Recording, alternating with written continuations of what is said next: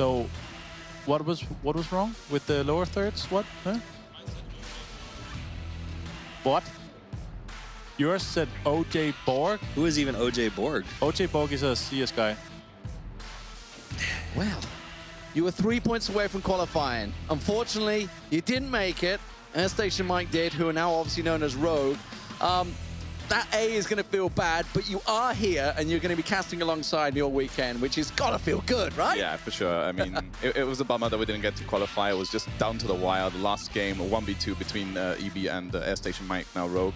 But I'm fortunate enough to be here with you. I mean, I've followed a lot of esports and watching you cast, and now that I'm sitting beside you here, it's just it's awesome to see. But that's good, because I followed you at Oakland. Obviously, when you had that epic moment in Oakland, the big Scoob moment, effectively.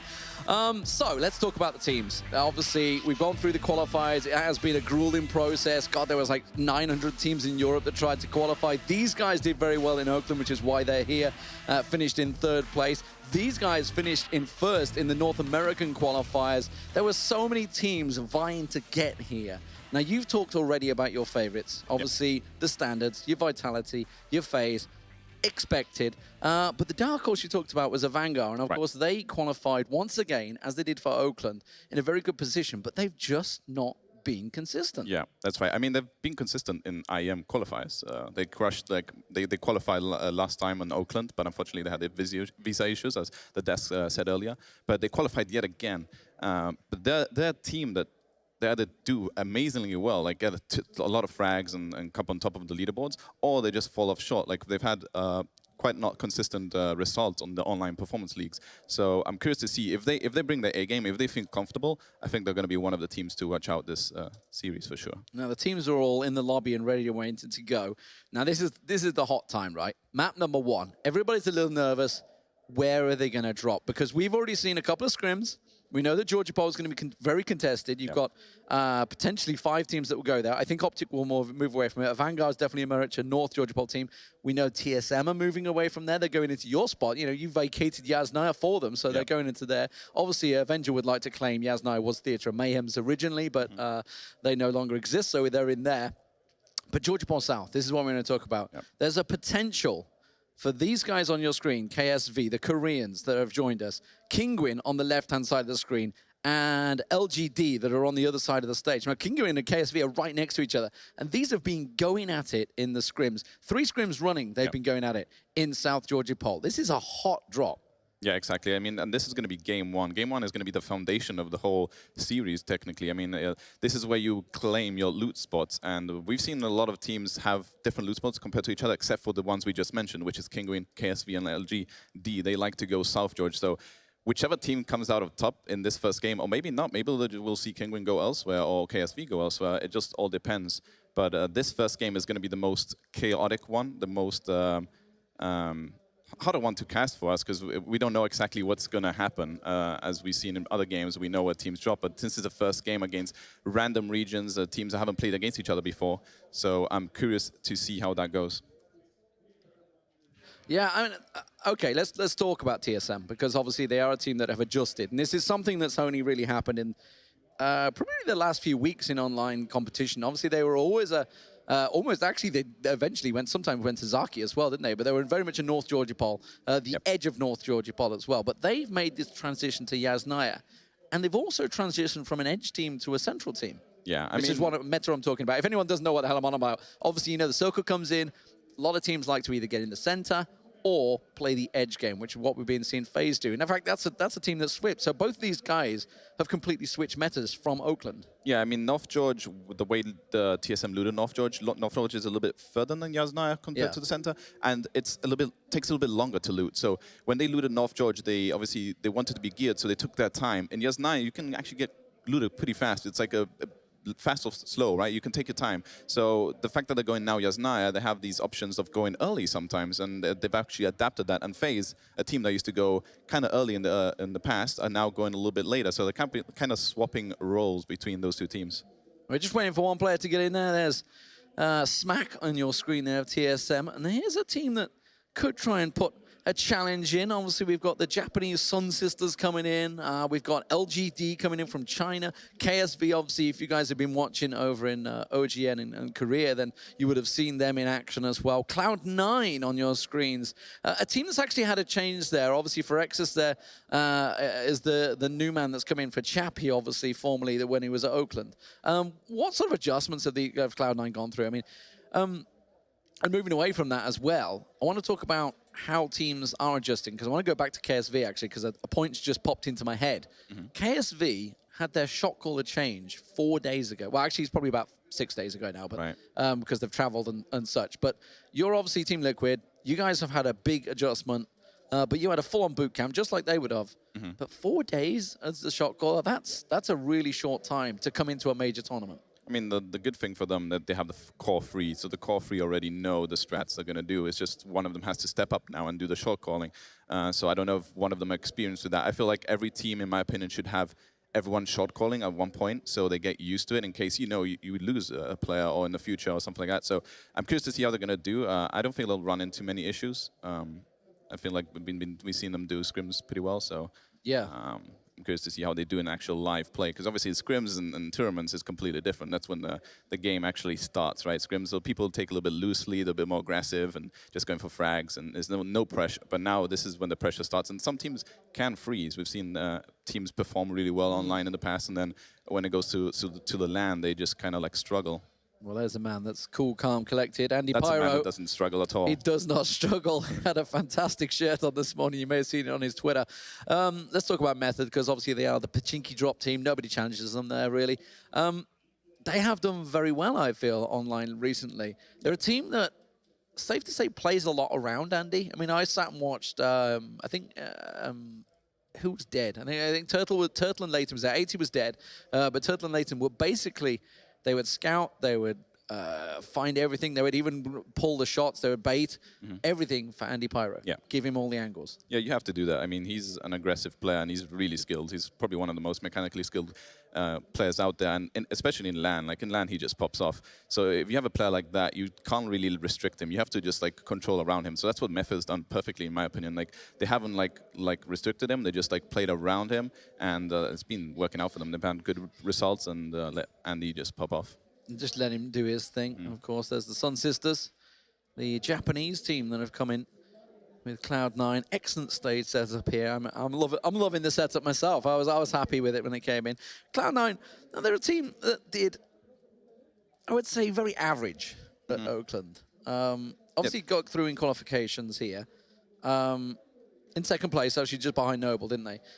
What do we think of Cloud9 in their current form? I mean, like you said earlier, they recently kind of they had a 5-man roster initially. Yeah, their Frexes was always there. Frex played at Oakland. It was just Moody that couldn't go. And Moody couldn't. It was too young. Yeah, I think it was visa issues. If I'm not mistaken. Yeah, I think he had a visa because he's from Canada, if I'm not mistaken, or something like that. But Canada visa issue to America? How weird is that? I can't be right. I don't know. It was a specific thing, but yeah. I mean, Moody is apparently the shot caller with Frolica. So now that he kind of is stepping in, and without Chappie, I think Chappie was a shot caller as well. So they've kind of changed their play styles. They used to drop, for example, Pachinki. They used to go Stalber, Kameshki, but now they're a little bit kind of like taking quick compounds and going super early into the mid.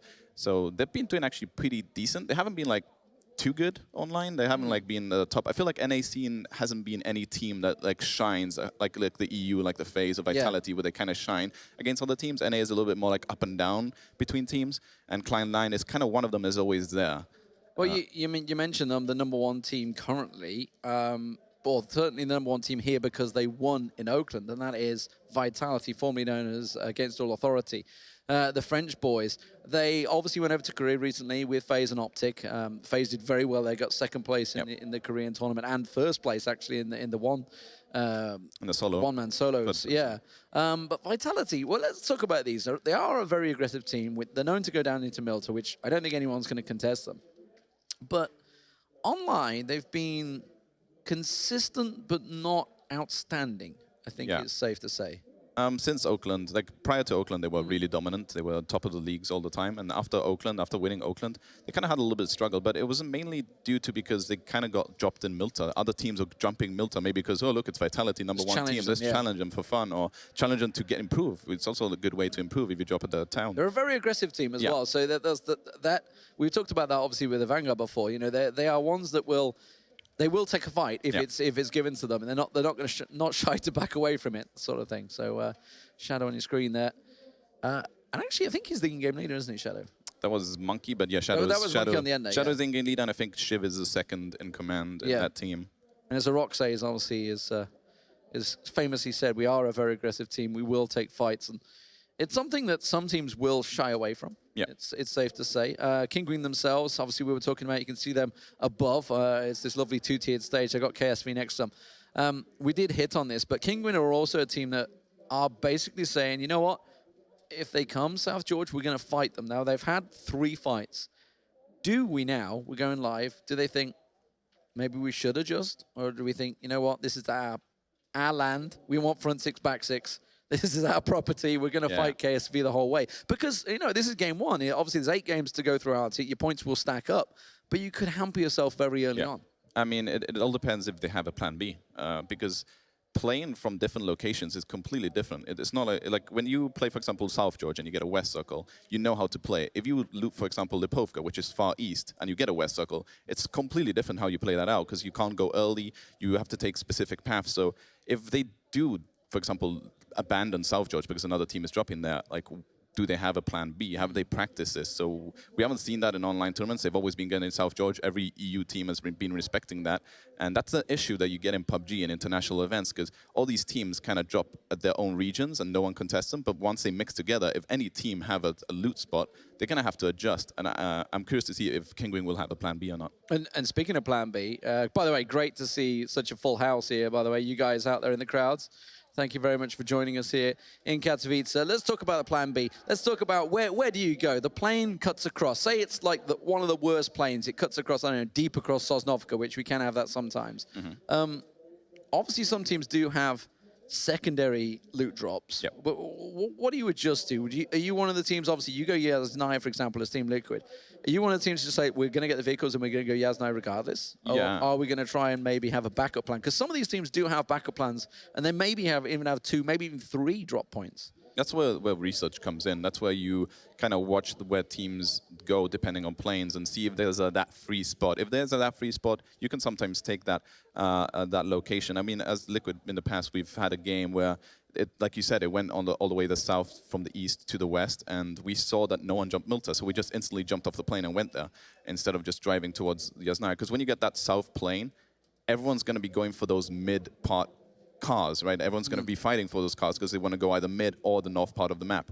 So that becomes really scary. So having a plan B there isn't a bad idea, but for the most part, people go to their set loots, even if it's a bad plane.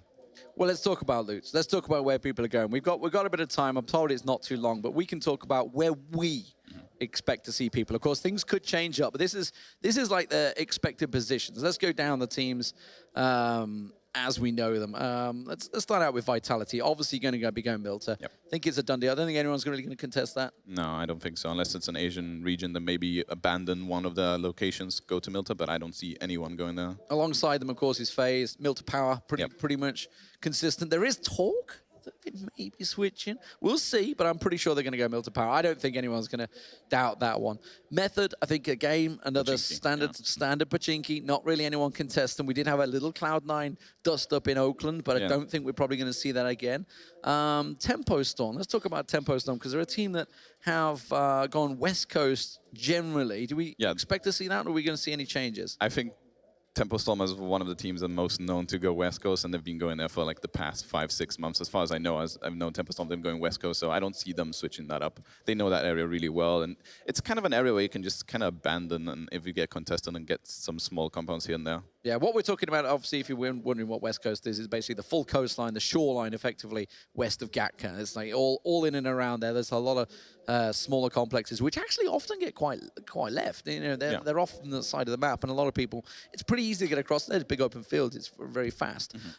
Ghost. Now, Ghost are a team that do switch it up. Yeah, they're one of the teams that kind of go here, there, and everywhere. Yeah, they're like a plane dependent team. Like they have like a V shape, or at least in the past they had like a triangle shape where they go Severny, Novo, or Primorsk. I think lately they've been going more Severny than anything else because they kind of like established themselves there. So I feel like we're gonna see them doing Severny unless it's a specific bad plane for Severny. We might see them switching it up. There's no lumber mill this time to contest with like they had in Oakland, of course.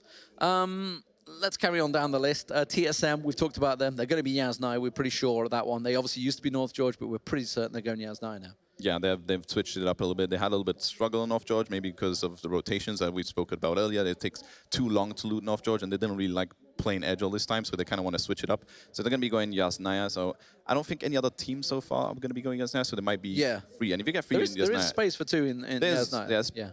North George and Yasnaya are the two kind of towns that you can get away with it. No Los Leones and on Miramar. They get 5 teams in there. Let's talk about the Chinese team, LGD.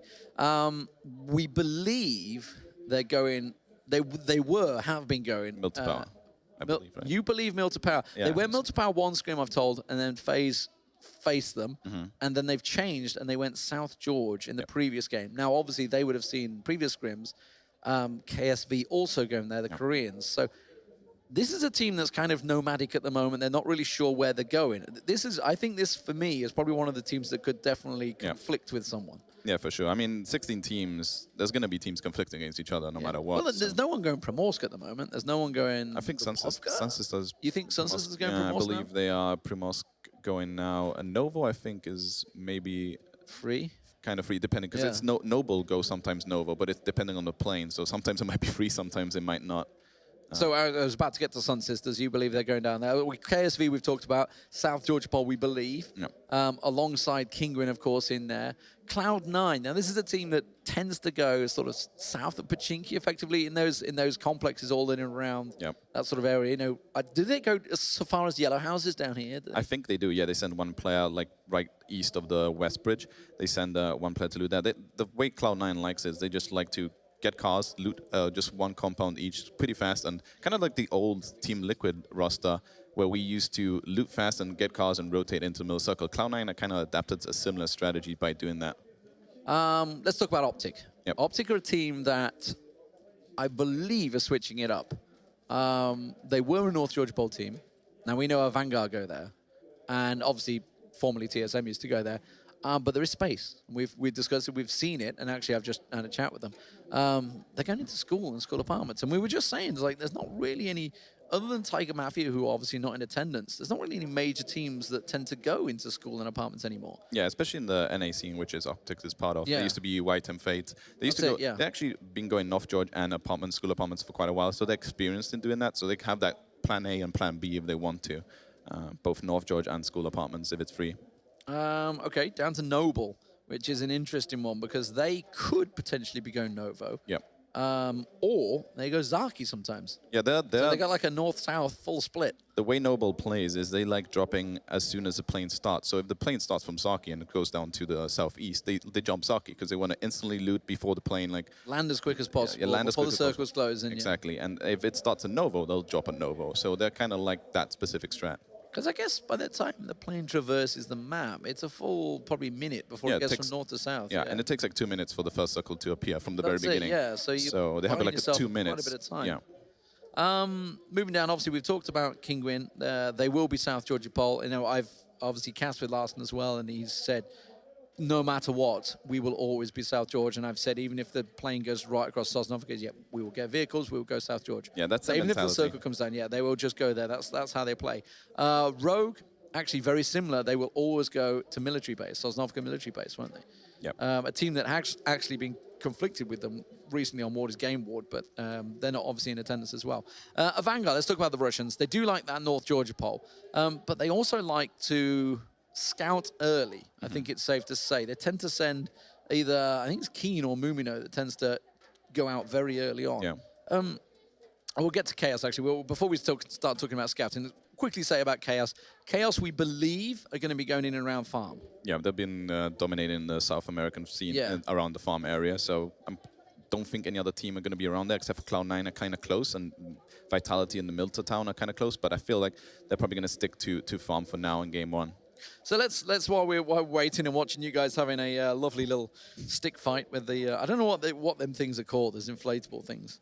They've had many names. Thunder sticks. That's probably the safest word I could use. Thunder sticks. Thank you very much, producer Matt. Yeah, exactly.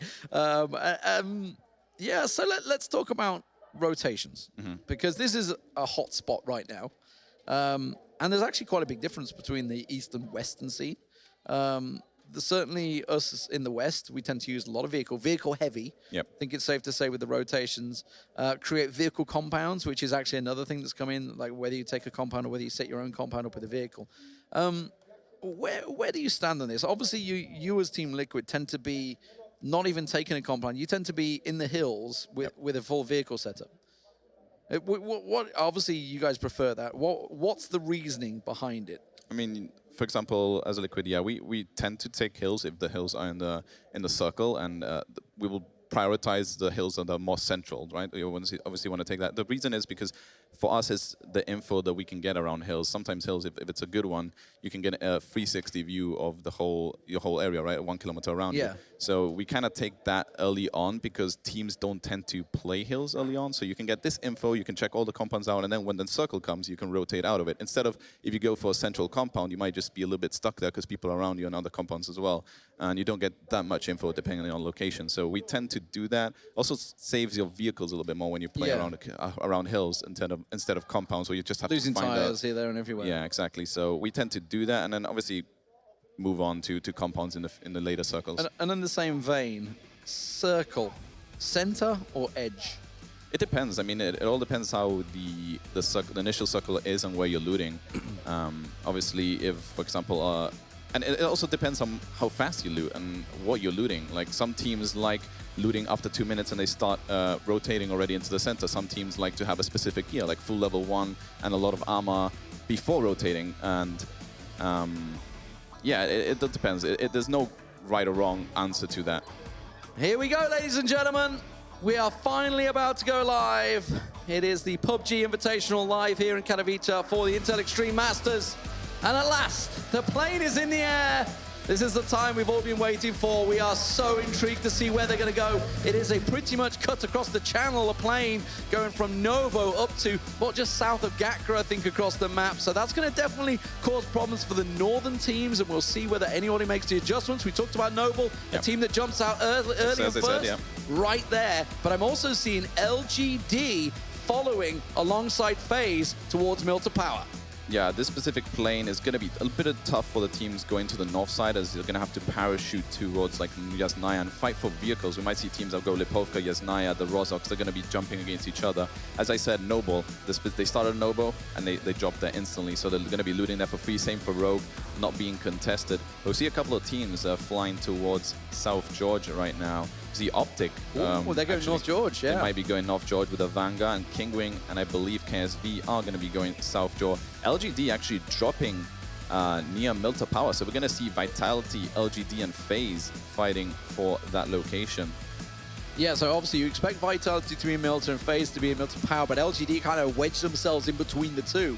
Now, there's been a bit of respect from these two teams, obviously the two top European teams, but LGD, they're going to be jumping in vehicles, and I wonder if they're going to be going Mansion, Lipovka, and Prison, that sort of thing. It does look like that's where they're going. Here we are in Georgia Pole, though, and KSV are in here. Optic are passing on by. They're going to be going into North George. Expect a Vanguard to be doing the same. They're also looking to get by. I also see Ghost Gaming up there as well. Now, they probably want to get in and get towards Severny, or they could just be messing with someone. You can see already KSV in position. This is going to be a bloodbath. There is 1, 2, 3, 4, 5 teams in and around here. Kingwin have diverted, and it looks like they're going to try and go down towards Gatka instead. That's where they're going to move. Larsen's the only furthest north player there is, and he's going to dodge between these.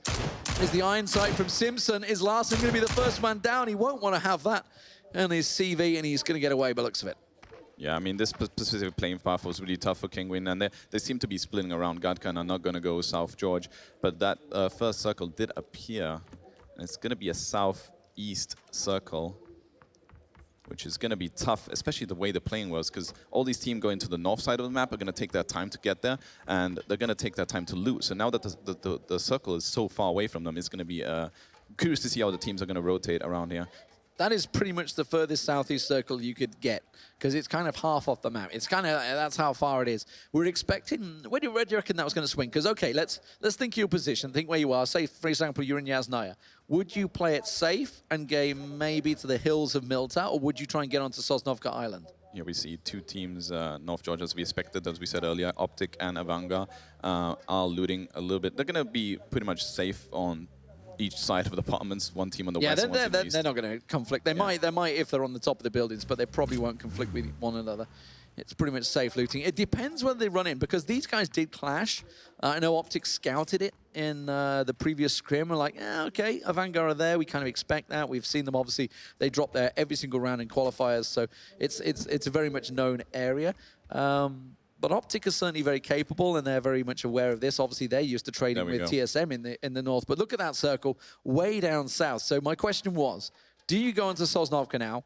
Obviously not now, but you loot up and go Sosnovka, or do you stay the north side? I'm seeing Chaos. Chaos are already looking to set up possibly a bridge camp, which would be actually quite vital here.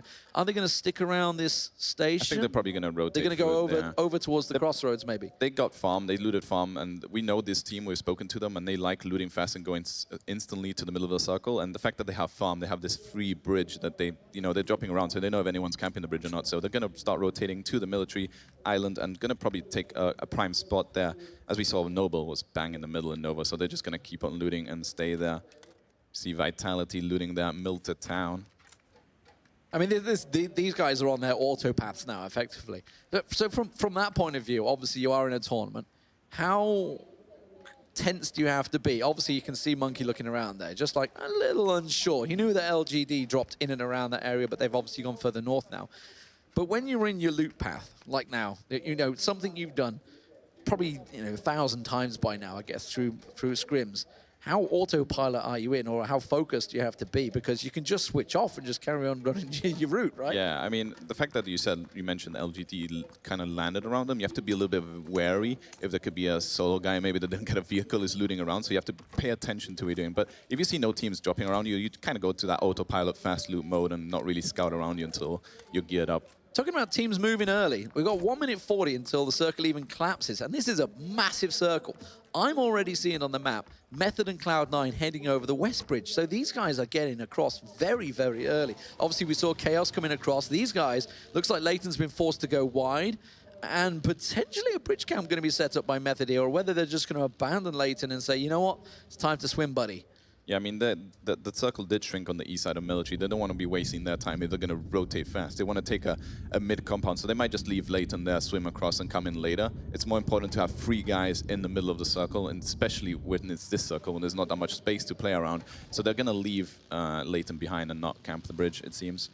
Yep, Cloud9 going to move over. We'll see whether they decide to set up a camp. They're actually very cautious of Method. We know that Method have moved on, but of course they have no idea, so they're going to approach it vehicle at a time, scout it out early. You can see Frolica just going to dodge and weave and try and play right along the edge, just seeing if anyone was tucked into the corner there.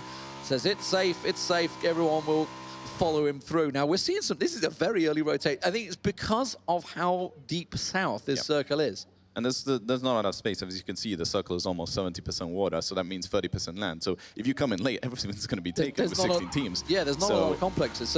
So what we're seeing, perhaps Method going to do here is start to set up, because there's a lot of hillside here. There's some really big points. Rogue obviously were on military base early on, so they've got themselves this compound set up. You can see they've got this hillside, which is why they're going to have a perfect view over the top. If they've picked up the scopes, I can only see a red dot on Yannick there, so I wonder. Sometimes he's got a tier 3 vest, tier 2 helm, but sometimes there's scopes, they're just not there. Yeah, exactly. And but they did loot military. I'm imagining from military you will have at least one scope. At least one 4 for the times, team, yeah. So we see Method rotating on their south. They're leaving Leighton behind, as we mentioned, and they're going to go on the south side of the military island. I think we can still hear Leighton swimming. I think he's in there somewhere. He's making his way across. Bless him. He'll come up for air soon enough. Don't worry. Tempo Storm also making their way across. Of course, they were West Coast. Kingwin also heading this way. They've gone down towards Ferry Pier. But we're hearing shots, the first shots here of the PUBG Invitational. It is expected. Rogue, looks like they're taking shots onto Cloud9, looking towards the little shacks. We were talking about scopes. There's a lovely 8 times on Ewan, and he sees Frolica. Does he see him, though? Because Frolica's tucked himself in on the shack. Just behind the rock. He won't have any vision where he is at the moment. Yeah, C9 all rotating in, and Frolica did kind of get a bit caught off guard, and he's just proning behind the little ridge there. Taking some shots back, though.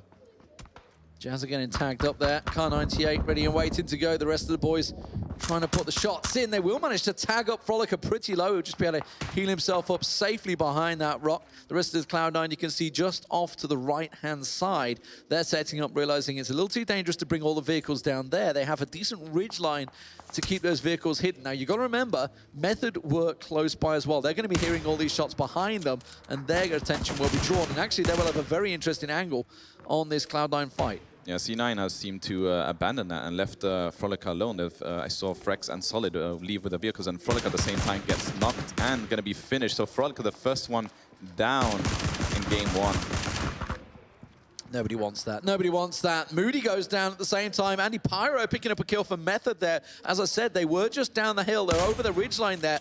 So Cloud9 in all sorts of trouble. Down to 2 members in the first game. Nobody wants to be the first team out, so they're going to have to go into snake mode, I feel, and start trying to hide it out. Now, Chaos and Vitality, they've also moved across the bridge, so they're kind of setting up their own camp. It leaves a lot of teams with some interesting predicaments to get into this zone, because we're already seeing shots. You know, your boy Dre, he's in trouble here. Phyrexis and Solid going to peek over the top. You've got Rogue Pete shooting at him from above. He manages to blast on through, but he's going to report back to Valiant and co. say, this is not a safe area. And this is what we're talking about. When this much water is involved, when this is 70% water, the landmass is very small. Yep. Which is probably why we're seeing these rotations, like very, very early rotations from some of these teams. Yeah, and your boy Dre there was scouting, and he heard all these shots, and he turned the 360, and I'm out.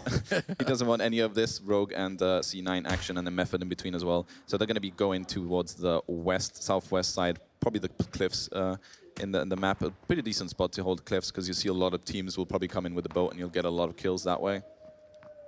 Just having a look at the map, we have obviously the beauty of the map on our screen. So Kingwin, you can see Sun Sisters, they're all coming in on boats, TSM coming in on boats, LGD coming in on boats, everybody else making the way. And you can see that KLG, Chaos have themselves that crossroads camp. Vitality also look to be taking shots. Noble, of course, who went into Novo very early on, they're going to be hearing the shots off in the distance as they continue to trade. They have this little overlook of Vitality who are sat on the rocks. While the bridge camp, well, I mean, it's not really so much a bridge camp, it's more a crossroads camp. You see Noble there in the distance, Chaos, you can see Team 14 there in the just the distance of Vitality on the right-hand side of the edge of the rocks. So 3 teams setting up a triangle. There really isn't too much landmass in and around the central of the circle. That's what these guys are trying to get right now. They're trying to get the center. Yep. And as we see, Chaos and both Vitality rotating from the north side to the military island. That leaves Farm and Milta free. That's where they looted. So we're going to see a kind of few teams now coming in from the north side. That's going to be kind of free for them right now to come in, just because Vitality and Chaos moved in early. I think FaZe have swum across. I think obviously they're in Milta Power, so they've swam across. Bearing in mind, obviously, there is still a lot of landmass in the north. The circle could take a deviation up that way into Milta, and that would make things very entertaining for you and I, but to see everybody trying to get across that east bridge.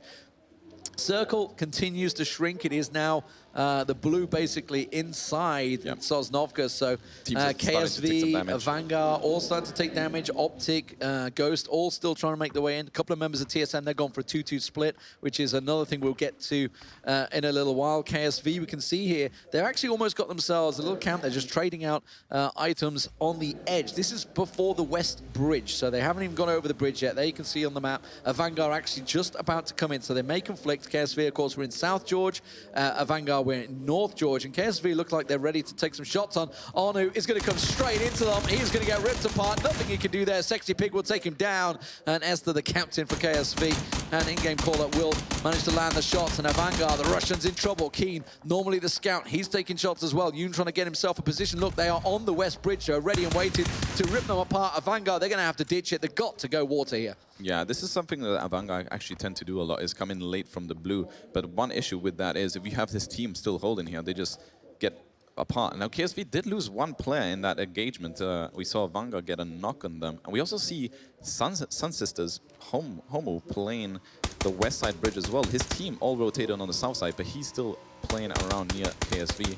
Drainy's taking some shot from Sims, doesn't seem to connect, so Drainy seems to manage to survive that. He's just blasted past. Now, they're actually going back. And I know these boys. The Avangar are not shy of a fight. So the fact that they've taken one apiece effectively, and neither are doing each other any favor right now because they're just harming each other's chances.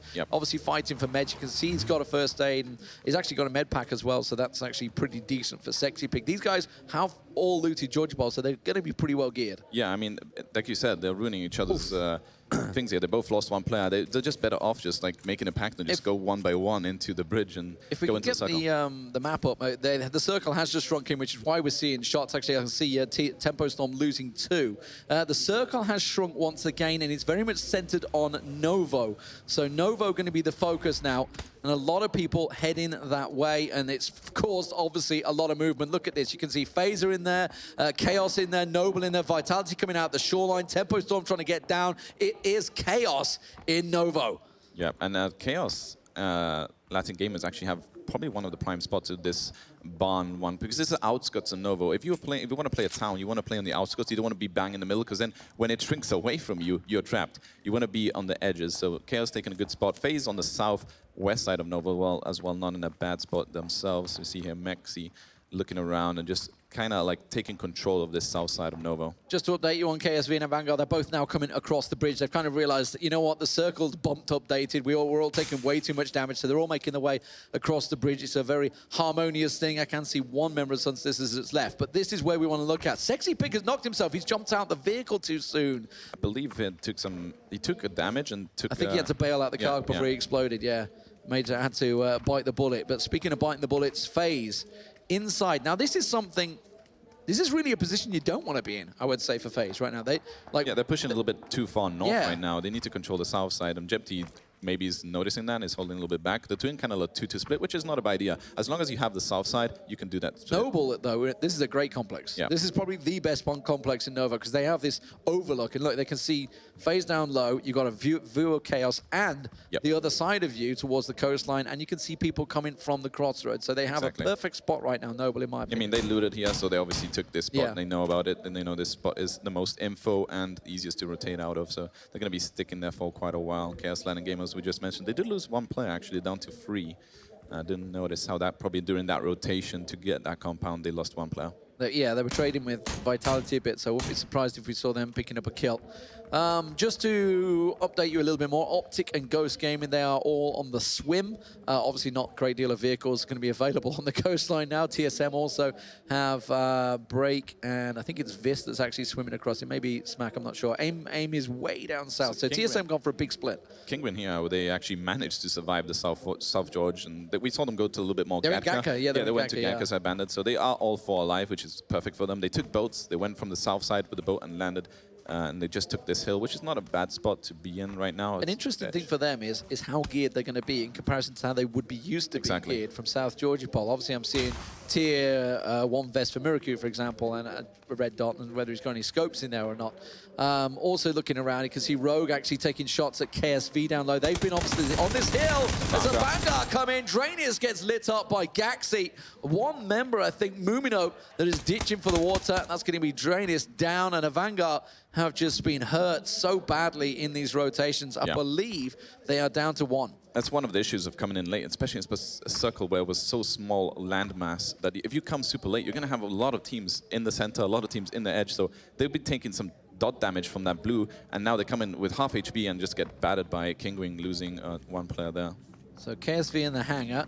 Larsen's very exposed at the moment. If Esther were to look this way, you can see in the X-ray he's hopping around inside there. Sun Sisters take Keen down.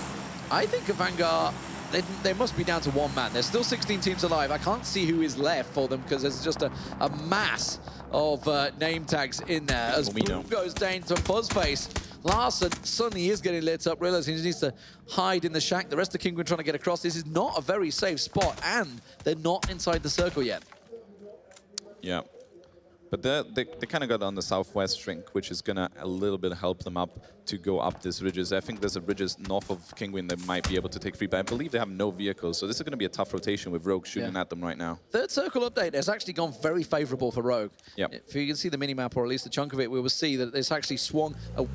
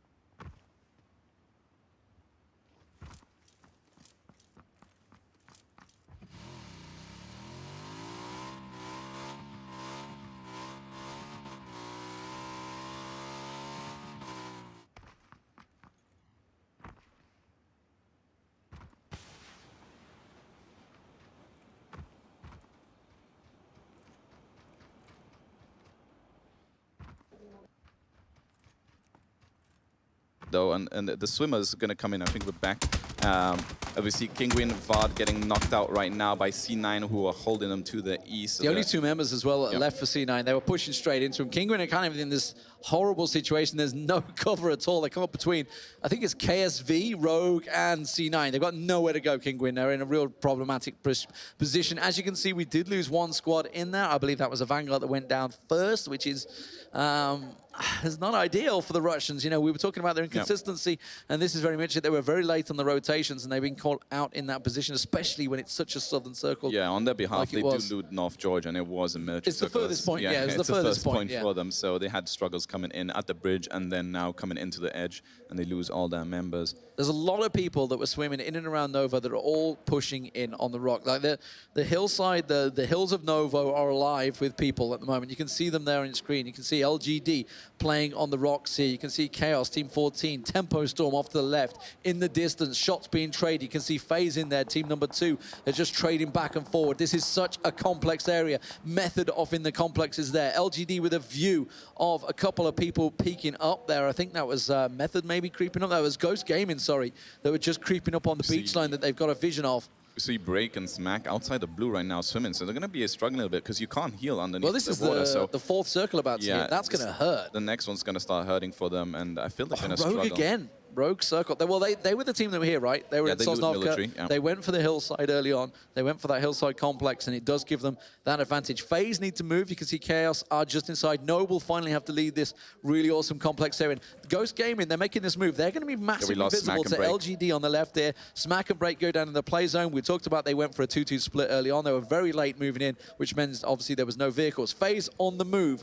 FaZe are starting to go out. They're going to rush in towards Chaos as McCoy tries to push up behind them. Yeah, Ghost is going to cause a pincer here against FaZe. Chaos Landing Gamers against him as well. See Smitty. They're down to 3 though, and Papaya seems to be getting the bike and abandoning. So FaZe right up on Meximus, but Mexi's actually pushed up there. He manages to get Papaya down. As soon as they came out there, I don't think they realized, they saw FaZe were there. Whether they realized somebody had quite pushed up right on top of them. But Mexi has basically bought time for the rest of FaZe to move. You can see Fuzzface making his way up the hill now. You can see FaZe are just going to collapse onto this complex. This complex inside the circle. They want it. They're going to try and take it from the Chilean team. Solid manages to get Gaxi down. Obviously, we're talking about Kinguin in a desperate situation, but this is FaZe on a full breach. Let's see, they're going to just shut the doors. Now, will they go in? That's the question, okay? Do you want to go inside and actually try and breach them and clear out Chaos here? Or do you want to just basically keep them contained? FaZe have all 4 players, so FaZe are an aggressive team. I believe they will just get all 4 players in and probably push it, because they wouldn't want to approach the next circle with 2 players in that compound and maybe backstab them later on. So they want to clear it out, and they'll probably just, they're still split, 2-2 split. And Ghost Gaming as well is on the outskirts coming in. So we're going to see a three-way fight. I think Ghost took shots at first phase as he crossed. You can see first phase took damage, which has probably stopped Haxeti and Yempty both pushing. Because you see Divine legit peeking. You can see Profi making a flank now. This is a three-way fight that could go any way. It's basically 2-on-2 inside the vehicle, inside the complex. Solid picking off Miraku now. Kinguin, they must be down to one member. They've lost so many on this rotation. Mex is going to go for it. He's going to get the peek across. Looks at Divine legit. Should be able to get the shots. Will get the knock and the kill. McCoy peeks around, but he's not able to help his buddy out. Looks like that's going to be a solid kill for Mexi there. And he takes another shot, but he gets knocked down straight away by Profi in response. Yep. That was a good peek from Mexi there as soon as he saw them like looking towards another location. But the circle is going to be shrinking in, and actually FaZe has the advantage here. We see Tempo Storm shooting LGD. LGD outside the circle right now, taking a few hits with that red dot AK. Pretty hard to land those shots from this distance. M24 from Haxeti, that's going to hurt. Austin gets knocked by that one. You see LGD taking a peek. I think Kinguin are down. They went out in 15th place, if I recall. That's looking at the shots. So you can see LGD and Method are trading right here as LGD trying to push onto Tempo Storm as well. You can see Method off to the side. They've got a pretty clear angle on this. Yempty takes down Profi. Profi going down for Ghost. Ghost are down to 2 as well. There is so many flicks. I can see Vitality, Noble, and Optical trading as well while it's happening. There is literally 3 or 4 fights happening at once as we watch LGD here as well, trying to push up. They've got Method to the side. They've got Tempo Storm. We're down to 2 from a very early complex. You can just see, looking at the side, Vitality losing members up in the north there as well as Noble tried to push out from their complex. Vitality down to 1, I believe, and they've just been wiped out. So Vitality go down in 14th place. Some big names dropping early here. This is one of the issues I spoke about earlier, about these towns. If you're in the outskirts of the towns, when it shrinks away from you, as it's shrinking away from Noble right now, we see Noble coming in. First phase taking down Austin there, so that's just one member of Ghost left. You can see they're tanking out the blue as well, and that blue is going to hurt as it moves into the 5th circle. Rogue once again inside, Optic up on high. They're the only 2 teams inside. KSV have to push up outside of the airfield. Sun Sisters, Cloud9, TSM all have to push up from the south side, along with Method and LGD and Tempo Storm. They're all down here. You can see LGD right now. It's Method to the left of them. Tempo Storm are going for it. They're going up the hill in the vehicles. LGD, are they going to try and take shots? It does actually open them up. But you can see Optic, they're up here on the radar tower, and they have this clear overlook situation. Now, the only problem you got to be careful of is getting a big straight knock to the head there. Yeah, exactly. We saw just AMPR get down, so 12th place for TSM. They actually finished. So none of them alive. We see a lot of teams. We saw Tempo Storm move vehicles instantly as the circle came up and take the next position and use those vehicles for cover. So they're using that. Not a lot of teams are going to have vehicles at this point of the game, so they're exploiting that. Sun Sisters go down in 12th by the looks of it there. They just got took out by Cloud9, by the way. 4 kills for these guys now. They've been down to 2 players for a long time, but they're starting to collect some kills and creeping in towards that top 10. Now, consistency is going to be what you want here. Obviously, 8 matches to be played, 4 today, 4 tomorrow. And of course, the points will accumulate over that entire duration. Solid is going to run for it. Here's Rogue on the move. Here's Yannick trying to make the pass. They do have cover. You can hear the shots raining in as Yempty gets taken down by Valiant there. As Tempo Storm moved early on, got ahead of that position. As we see Mexi quickly replying. So both players losing 1. That nade looks like it could be good. It goes towards Mexi! And it manages to find the mark as Maluk manages to push around. Now, can he go for the res, or will he just try and push up and be aggressive and maybe try and finish off FaZe, who are down to 2 members at the moment? Mexi's going to bleed out. Yempty is in all sorts of trouble. Fuzzface is trying to force Smitty down behind him as Chaos down to 1. Looks like Fred's going to have to push up. You can see he's in that blue. This is the 5th circle, so he's going to hurt like hell. Yeah, this is one of the issues. Fuzzface had to hold the north because they didn't clear the compound of Chaos. And Tempo Storm actually getting knocked by Method and Optic at the same time whilst that was going on. So one of the players of Chaos does end up dying in the compound, but one of them escaped from the north. And Fuzzface is just holding this side right now. Tempo Storm, I think, have just been wiped out. I think they went down 11th. Method have just obliterated them. They came up. Andy Pyro somewhere, somehow, has picked himself up an M24, and that's a dangerous problem as 80 gets Yempty down as well. Method are just lighting up everybody on this hillside. They seem to have the perfect angle as they get another down. Chaos go down in 10th. That's going going to be, I believe, Chaos finished off. LGD go down as well. So teams are dropping. I can see one member of LGD alive. Phaser down to 3, I believe, as Noble now look to be pushing on top of them. You can see Fuzzface here tracking their movements, but that blue is hurting like hell as he manages to rush up on the hillside. He's going to try and tuck him behind it, just behind Natural. Did they see him moving? I believe they did. You can see the circle on him. He's going to go down to the play zone. He's just trying to do some damage, but he will drop. And Simba does manage to get taken down by Haxeti, so that's LGD going out in 9th place as the circle shifts and it goes to the road. Not a single team inside it. Yeah, and FaZe are now kind of a little bit trapped between the north side of Noble and the south side Method. So they're down to 2 players. Fuzzface almost kind of clutched into the circle that could have helped them, but unfortunately goes down. So the center is going to go a little bit southeast. So all the teams on the west side are going to struggle now to fight for this next rotation. So let's talk advantages. We can see Noble here with 3. Phaser down to, I believe, 2. Rogue still have 4 alive. They're now all on a flank, and they may actually find Solid here. So Cloud9 in trouble. He knows he's in and around here. KSV also snuck in. Sun Sisters, that's going to be Solid going down. That is Cloud9 picked off. Now, does he realize that Sun Sisters are in this shack right next to him? They have 2 members in there, and the Japanese team have got themselves into the top 7 now. I can see also, looking at this, looking at the screens, I can see that KSV still have 3 alive, and they're actually right behind Rogue. So Rogue could be backstabbed here. Yeah, and Rogue are playing a split as well, 2-2. This could be chaotic if they do fight that 2v3 against V, because his teammates cannot help. And Fuffin end up getting knocked and finished by KSV, so now it's a 3v1 against Yannick. Finds the head, Ewan manages to reply back, but KSV and Rogue, these were the 2 teams that had the most men alive, are trading blows. You can see that Ewan is now down. It's just Yannick and Jazza who are forward. Meanwhile, Noble get themselves a double knock. Godspeed and Natural taken down by Haxeti. Must have had a double in there. Does finish off 1. Optic getting involved as well. They have a really good position as well as they try and push it. Yannick runs straight into the Sun Sisters. Rogue will go down. And now Jazza, he's the last man. He's going to get picked off. They will go down in 7th place. The Sun Sisters doing really well. They're picking themselves up a quick double as Method now push down the hill. They're starting to get lit up by Noble and FaZe as they move down, but there's FaZe going down into 6th place as Andy Pyro with the M24 lands the shot. As we spoke about them as well, Method, just an aggressive team with 11 kills already in this game, and Andy was 6 individually himself. So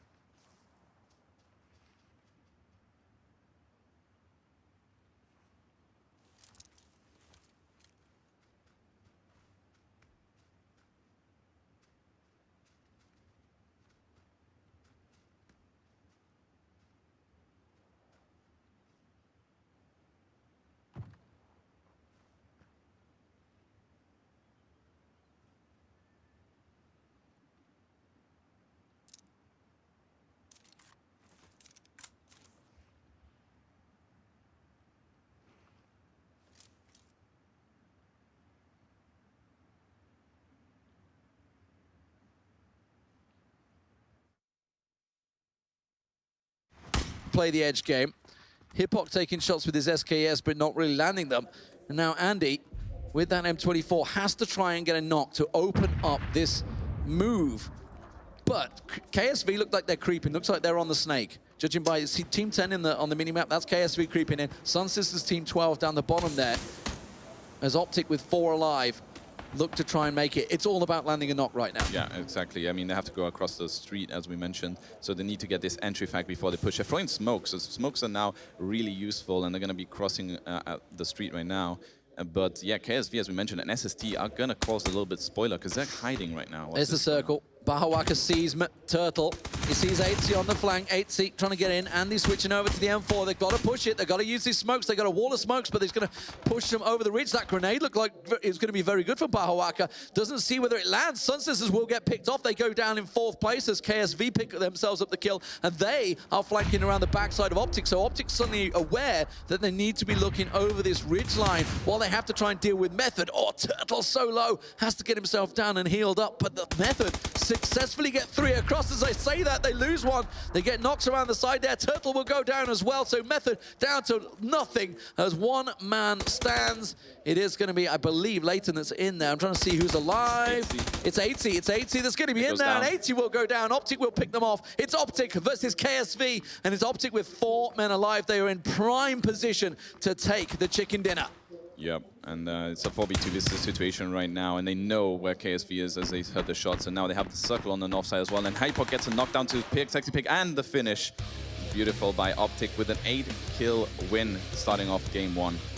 Well, let's have a quick brief look at the kills. It was KSV on 4 kills, but Method we were talking about, they had a lot of kills in there. They got 12 kills at 3rd place, so while they didn't get the 2nd place finish, the amount of kills they got, I believe, will have pushed them actually up into 2nd place with the difference. Sunsisters in 4th place as well. Fantastic finish for them, getting themselves 5 kills on there. Noble into 5th place with 5 kills. FaZe in 6th place. I think overall, they picked up, what am I saying, 9 kills as well in 6th place, so not too bad from them. Of course, they were in Novo very early on. Rogue in 7th, Cloud9 down in 8th, and LGD in 9th, and the 10th place was Chaos. A lot of big names missing for them top 10.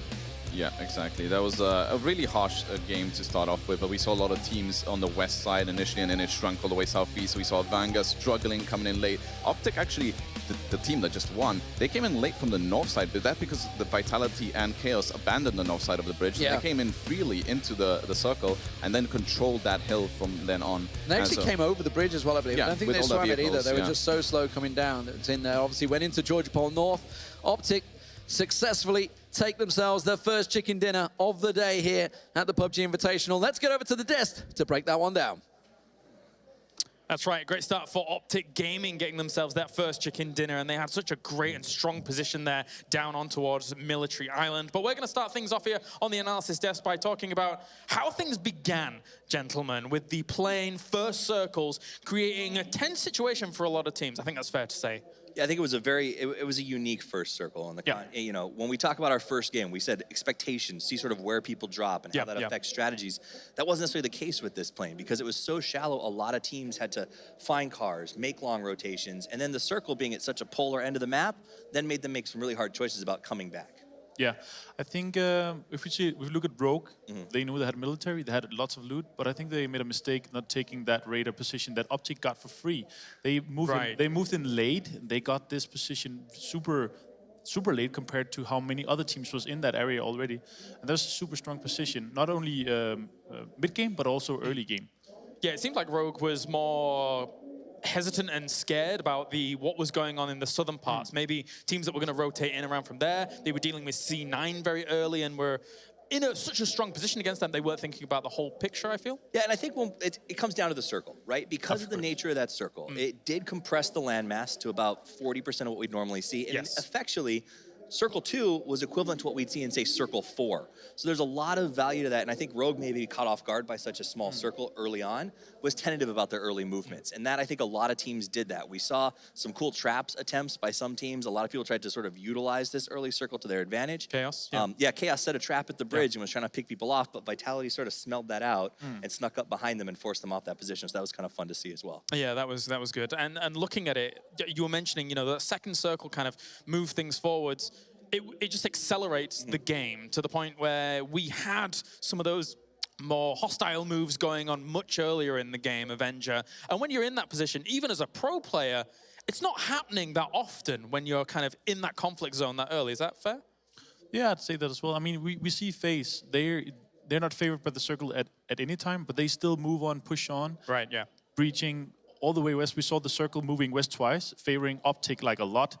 If they had to move down, there would be a lot of teams like Rogue, Method, a lot of these teams coming in from the south, pushing them as well. But they got favored twice with the zone. Yep. And it was on the right side of the road coming into the end game as well. Yeah, that was Chaos Latin Gamers had a good compound on the west side of Novo, where we thought to ourselves, well, you know, FaZe and Ghost Gaming coming in from the angle, it's going to have a bit of a hard time, but FaZe opened up very, very strongly on Chaos Latin Gamers' position. Yeah, FaZe came in aggressive. They got a knock right out of the gate and put Chaos into a back pedal. Ghost was right down the hill watching the entire fight, taking pot shots. So all of these three teams sort of had a early conflict at a time schedule that they didn't expect. And then on top of that, we got some of the best teams in the world clashing at this stage and sort of opening up the doors for KSV and Sun Sister to go really deep into this tournament. All right, well, we can talk more about it later now, but we are going to head over to Boogie, who is with our team Optic Gaming with the first chicken dinner of the day. Welcome in, ladies and gentlemen. It's a pleasure to welcome you to a fantastic show. 60 meters wide is this arena, and an unlimited space in our hearts. My name is Boogie, and again, I'm very, very happy to welcome you here with the winners of the first chicken dinner where the cool kids lie. Optic Gaming for you, yours truly, of course, 17. Congratulations on your performance here, man. How good does it feel to know that you've won the first game in this massive tournament? It feels great. There's a lot of good teams here, so we knew it'd be a challenge, and to come out and knock out the first game and get a big lead on the competition is what's important for us. So as long as we can stay consistent today, going into tomorrow, we'll be able to watch a lot of film overnight, and we're really confident in our ability to adapt based on what other teams are doing. So consistency the rest of today, and coming out tomorrow strong. Nice. Now, knowing that, you know, the points system works as it does in our competitions, of course, winning one chicken dinner is probably not going to change too much of your strategy. But I want to talk a little bit about how you adapt your strategy currently, having, let's say, Hetroar with, you know, a new guy in your team. Did you guys manage to adjust super quickly? Are you still going to keep your pace as you did before? Or are you going to perhaps change your stance going forward now? Are you going to be more passive?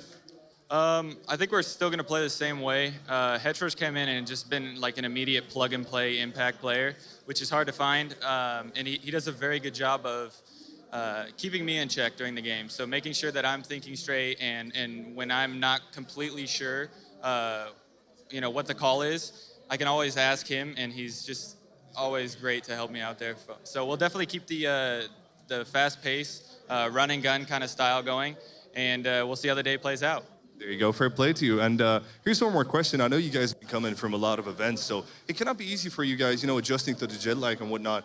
Do you think that would have been a difficulty? Of course, obviously not because you won a chicken dinner, but so far in the scrims that you had before and earlier today as well, do you feel like that put any kind of pressure on you? Or are you guys feeling perfectly fine, perfectly chill, and ready to rock?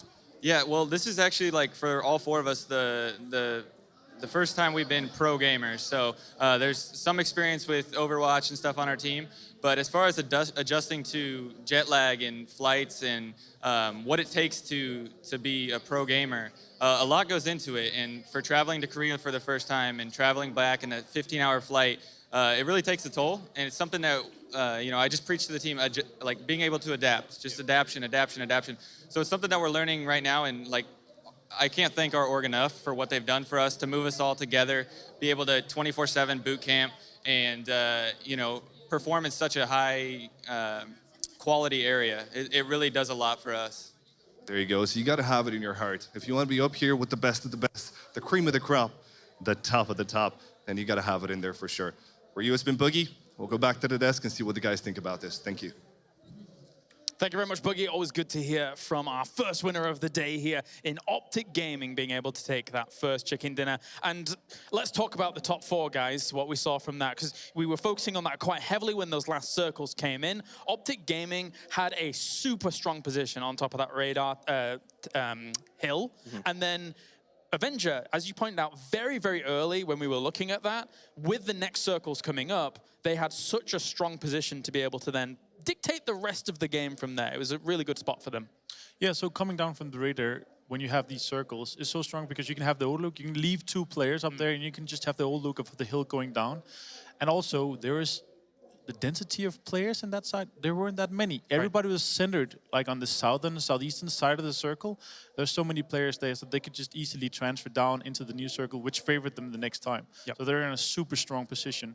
And we saw them like late game-ish when we came into like having 7 teams left. They didn't have that many kills, but they got that in the end. It was nice to see 2 teams from the Western world, 2 teams from the Eastern world as well in that kind of top 4 that we ended up seeing there. One of those teams being Method, which were able to actually do pretty well for themselves given the way you had to come into the circle, etc. So what do you think about Method's performance? I think, it's one of those things. So sure, you got 3rd place. You didn't get the chicken dinner, but you got enough kills that you're racking up those points in addition to a high-placed finish. And their kills were very clean. They moved effectively as 4, and you can see as we move farther into the game, they actually start to split off and sort of work in a 2-2, close to each other, but enough to sort of buy themselves space for maneuverability. And I really liked seeing that. What really stood out for you, Avenger, when you come to Method? So when we saw them here in the mid to late game phase, they dominated this southern circle, picking up all these kills. They had more than 12 kills here. I'm not sure if it's 12 or 13, but they had a position where they had to cross the road end game. Yes. And it's so hard for them. And even though Optic even helped them with these smokes, they just threw smokes. We had like 8 smokes on the road. Yeah. They could easily transfer. And KSV, the dark horse in that match, they didn't push Optic in the back as they should have. Right. But they played where they had 2 guys. Okay, we see there's this many alive. We're going to wait for this to happen and then push. And that gave KSV the 2nd place instead of and I think it's a situation when we talk about those final 5 teams. If the circle had been slightly in a different spot, we would have been interviewing Method because the road was really the big breaker in that game. Yeah. But for me, the thing that I loved out of all of this was the fact that KSV and Sun Sister, 2 teams who a lot of the West wrote off because they're 3rd-person perspective teams. Right. They don't have what it takes to play out here. Made it into the final 4 and played spoiler. We're able to really help sort of stop Method's push into the circle and use some interesting strategies to get there. All right, and of course, playing 3rd person against 1st person is a very, very different kind of thing that you have to kind of tackle here in PUBG. But something that kind of stuck out to us was Sun Sisters' approach to the first game, where they'd played that kind of 2-2 split. 2 of them were staying way over the bridge for so long, where, they're in the blue, they're just healing up and getting going. So what did you make of Sun Sisters' first foray into this tournament? So what I took away from Sun Sisters' play is they knew that the circle was going to be a rough one and there's going to be a lot of killing. So they sent 2 of their players in, and they kind of split those 2 off, sent them into the circle and let them sort of slow play their way into it, while the rest of the team camped one of the bridges where they knew a lot of transitions were going to happen. I think they were looking for kills. They were looking to go deep, get some kills, maybe not take home the chicken dinner, but set themselves up for a good 8-game run. Right. And I do respect that. In game 1, especially with a tough circle, you want to look for how do you set yourself up for game 2 through 8. Okay, Avenger, what do you think about our Eastern teams and how they're able to perform? I'm surprised to see them in the top 4 in the first game because I thought they would struggle in the beginning of these games and then they would maybe adapt more in later games. But I saw them mid to late game, out of nowhere, Sun Sister appeared in the middle. I don't know how they got there. Right. And we even have the map, but they snuck up and they got into the center of the zone. They were in a shack. Rogue was looking at them, cleaning out C9 there, but they were in the shack, and I don't know where they came from. They teleport? I don't know. Well, thank you very much, guys, as we do get things continuing on here for the Intel Extreme Masters Katowice PUBG Invitational. Let's check in with the schedule, see where we are so far, and we have many more games to come today. With 1 already down, that means we have 3 more to come today, and then 4 more tomorrow. With Optic Gaming bagging themselves a lot of points there. In fact, all of those top 4 teams bagging themselves a lot of points with a multitude of kills as well. It's a good start for them, a good start for North America with Optic Gaming taking that 1st place. I think what we're going to do now is we're probably going to go to a short break, ladies and gentlemen, here at the Intel Extreme Masters Katowice. And when we return, we're going to have more action. Game number 2 will be on the way in just a bit.